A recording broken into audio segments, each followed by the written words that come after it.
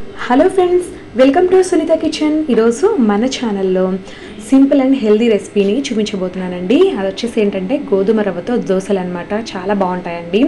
ఒకే రకమైన పిండితో సాఫ్ట్గా అలాగే క్రిస్పీగా రెండు రకాలుగా దోశలు వేసుకోవచ్చు. దోశల టేస్ట్ కూడా చాలా చాలా బాగుంటుంది అనమాట. ఖచ్చితంగా ప్రతి ఒక్కరూ ట్రై చేయండి. వెయిట్ లాస్ అవ్వాలనుకున్న వాళ్ళు తప్పకుండా ఈ వీడియోని చూసి మీరు ట్రై చేయండి. ప్రతి తయారీ విధానాన్ని చూసేద్దాము. ముందుగా అయితే ఒక గిన్నె తీసుకొని ఇందులోకి 1 కప్పు మినపగుళ్ళు వేసుకోవాలి. మినపగుళ్ళు అయినా పర్లేదు, లేదా మినపప్పు అయినా కూడా వేసుకోవచ్చండి. ఈ మినపగుళ్ళని 2-3 సార్లు శుభ్రంగా కడిగి తగినన్ని నీళ్లు పోసి నానబెట్టుకోవాలి. అలాగే ఇంకొక గిన్నెలోకి ఏ కప్పుతో అయితే మనం మినపగుళ్ళు తీసుకున్నామో అదే కప్పుతో 2 కప్పుల వరకు గోధుమ రవ్వ తీసుకోవాలండి. దీంతో మనం ఉప్మా చేసుకుంటాం కదా, అదే రవ్వ అనమాట. వీటిలో చాలా రకాలు ఉంటాయండి. ఇంకా లావుగా ఉన్న రవ్వ కూడా దొరుకుతూ ఉంటుంది మనకు బయట షాప్స్లో, బన్సీ రవ్వ అని చెప్పి, దాంతో కూడా చేసుకోవచ్చు. ప్రతి గోధుమ రవ్వను కూడా శుభ్రంగా కడుక్కోవాలి. కడిగేటప్పుడు కొంచెం జాగ్రత్తగా కడుక్కోండి. సో ఇలా 2-3 సార్లు కడిగిన తర్వాత రవ్వలోకి అలాగే మినపప్పులోకి రెండిట్లో కూడా నీళ్ళు పోసేసి ఒక 5-6 గంటల పాటు నానబెట్టుకోవాలండి. 5-6 గంటల పాటు బాగా నానబెట్టుకున్న తర్వాత ఇక మనము మిక్సీ జార్లోకి ముందుగా మినపప్పు వేసేద్దాము, నీళ్ళేమీ లేకుండా.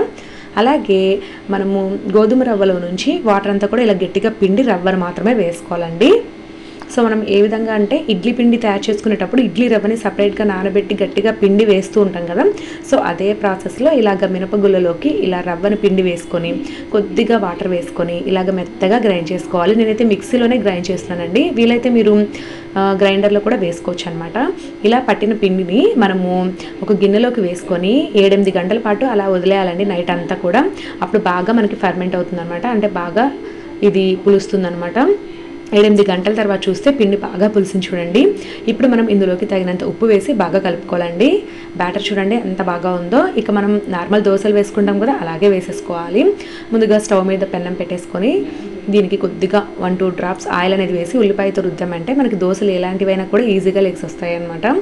సో ఇలాగా ఒక గరిటె పిండిని దీని మీద వేసేసి ఇలా స్ప్రెడ్ చేసుకున్న తర్వాత మీకు ఇష్టమైన పప్పుల పొడిని కానీ కారపొడిని కానీ చల్లుకోవాలి, లేదా ఉల్లి కారమైన కూడా స్ప్రెడ్ చేసుకొని కొద్దిగా ఆయిల్ వేసేసి హై ఫ్లేమ్లో వేయించారంటే మనకి మెత్తటి దోశలు వచ్చేస్తాయండి.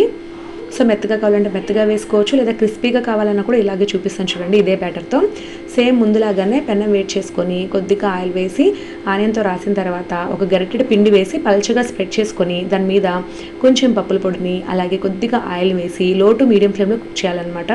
అప్పుడే మనకి బాగా క్రిస్పీగా వస్తుందండి. మీకు బాగా క్రిస్పీగా కరకరలాడుతూ రావాలంటే లో ఫ్లేమ్లో కుక్ చేయాలి. సో ఇలా ఒక 2 నిమిషాలు వేయించితే ఇలా మంచి బంగారు రంగు వర్ణం వచ్చేసి ఎంత బాగుందో చూడండి. అసలు బయట పేపర్ దోశ అంటారు కదా, అలా వచ్చిందనమాట. సో 2 రకాలుగా మనము మెత్తడి దోశలు కావాలంటే మెత్తడి దోశలు, అలాగే క్రిస్పీగా కావాలంటే ఇలా 2 రకాలుగా చేసుకోవచ్చు అనమాట ఒకే బ్యాటర్తో. సో హెల్త్కి చాలా మంచిదండి. ముఖ్యంగా వెయిట్ లాస్ అవ్వాలనుకున్న వాళ్ళు, క్యాలరీస్ ఎక్కువగా రాకుండా ఉండాలంటే మాత్రం ఇలాంటి రెసిపీస్ని ట్రై చేయండి. చాలా బాగుంటుంది. దోశలో టేస్ట్ కూడా ఎక్కడ మారదండి, నార్మల్ దోశలాగే ఉంటాయి అన్నమాట.